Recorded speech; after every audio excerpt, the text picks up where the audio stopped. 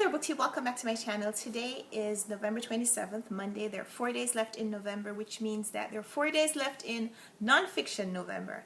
And because there are 4 days, and I don't know if you're like me, you need to do a little catching up because you had some books on your TBR that you just didn't get to during the rest of the month, and you want to try to read some short nonfiction books to get your nonfiction count up by the end of the month. Here are 4 book recommendations.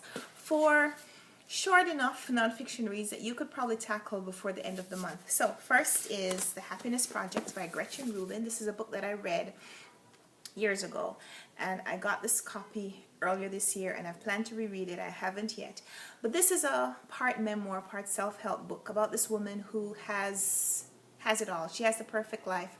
She has a husband who she's in love with. She has 2 daughters. She lives in New York. She's making a living as a writer, and yet she feels like she's not as happy as she could be, and so she decides to tackle a happiness project, meaning that she identifies these things that she wants to focus on over the course of a year, and how these little changes affect her happiness, or what she thinks happiness is. Because she's a writer, she's used to doing research, and so before she tackles the happiness project, she reads what some of the world's famous philosophers and writers have said about happiness. And so reading this book is also an exploration of some of that philosophical thought on what happiness means and how our perception of happiness has changed over the years as she explores the writings of people from different times and places in our history. It makes for an interesting read. It is not that indulgent kind of complete change of life that Elizabeth Gilbert does in Eat, Pray, Love. This is just one woman recognizing that she already has it all. She just wants to feel better about it, and making these small changes in her life over the course of a year to see how she can improve life, not just for herself, but the people that she interacts with, because she assumes that if she's happier, she'll have better relationships, and I think that that is correct. So The Happiness Project is a recommendation in general, but it's also a pretty quick read because of its memoir style, and there are some fantastic quotes in here. There's even a reading group guide in my copy and instructions on how you can start a happiness project group. So this is a recommendation for many reasons, but it's also a quick read that you can thumb through over the course of a couple of days to get your nonfiction reading count up this month. Another book that I got earlier this year is Lena Dunham's memoir, Not That Kind of Girl. And these are some essays on her coming of age, coming to adulthood, learning to see what the world really is like, and her pleasure or discontent with the reality as it compares to what she thought adulthood would be when she was a child. I haven't read this one yet, but I plan to really soon. So far, I've only gotten through the introduction and the first essay, and it is hilarious because Dunham has a way of laughing at herself, laughing at her childhood naivety, on her imagination of what the world is going to be like as she becomes an adult, and becoming adult finally, and looking back on what she expected and comparing it to the reality that she's experiencing now. Even as what most of us would consider a successful adult, she makes money as a writer, which is a dream that so many people have and never accomplish. But she talks about those naive longings and uses these very witty criticisms of herself, but also of life, that makes for a really humorous read. The titles that she gives her essays, just the titles alone, are very funny. One is 17 Things I Learned from My Father, which one of the items on that list is, do not make jokes about concealing drugs, weapons, or currency in front of police officers or TSA workers. There is nothing funny about being detained. Sounds like advice that your dad would really give you. Another chapter is entitled Emails I Would Send If I Were 1 Ounce Crazier or Angrier or Braver. Dear Blanken Blankenstein, remember when I ran into you last summer at the coffee place near your house? I was with a bunch of guys from my work, and you were with some guys from yours. Some of them were wife beaters and looked like wife beaters. I was rendered speechless by your tangled Rip Van Winkle beard, which I didn't get close enough to smell, but can imagine presents massive hygiene challenges. It clearly took major effort to grow, and that is the biggest signal I've received to date that your emotional equilibrium is off. I shook like a dry drunk because I was so scared you'd yell at me for the thing I wrote about you. I said sorry a lot that day.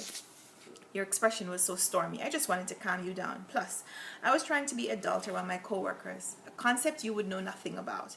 But I'm actually not sorry at all. You weren't kind to me, so I have nothing to be sorry about. I'm sick of saying stuff I don't mean. As you were, Lena. P.S. All my work friends thought you looked like a puppet of a hipster. Your pants are so high-waisted I could cry. I don't care what your work friends thought about me. I hadn't showered in 4 days, and I still have a boyfriend, last I checked.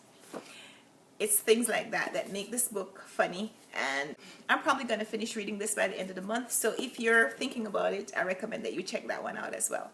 Another nonfiction book that is a pretty easy read is Scratch.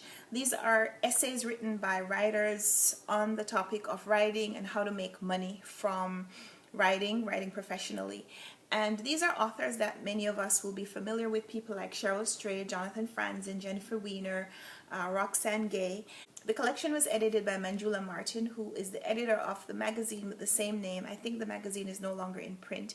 Most of the essays tackle the question, should writers make money from their art?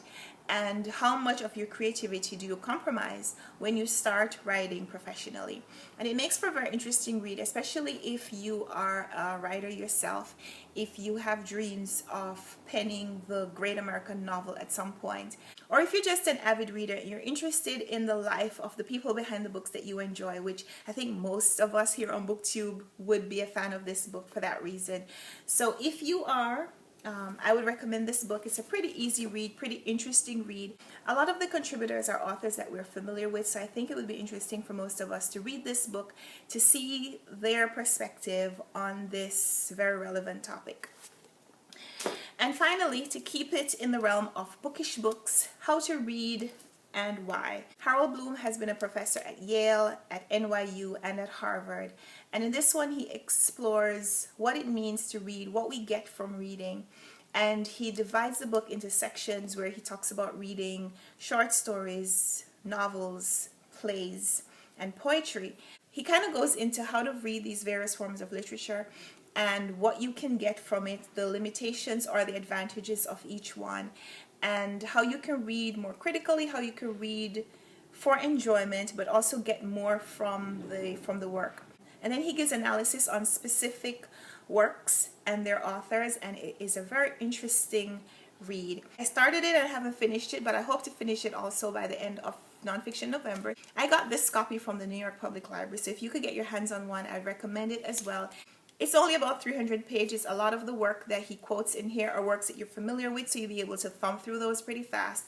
So this is another book that I'd recommend as a fast read to round up Nonfiction November. So these are my 4 recommendations of books that you could read pretty quickly to boost your reading count for Nonfiction November.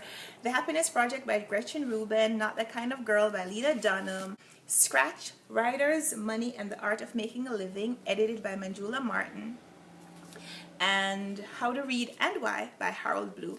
So thanks for watching this video. Leave me a comment down below if you've read any of these books and you want to chat about them, or let me know how Nonfiction November has been going for you, if you read all the books that you plan to read this month, or what are your tips for reading a little bit more in the 4 days left in November. So thanks for watching. We'll chat in the comments, and until next time, happy reading. Bye.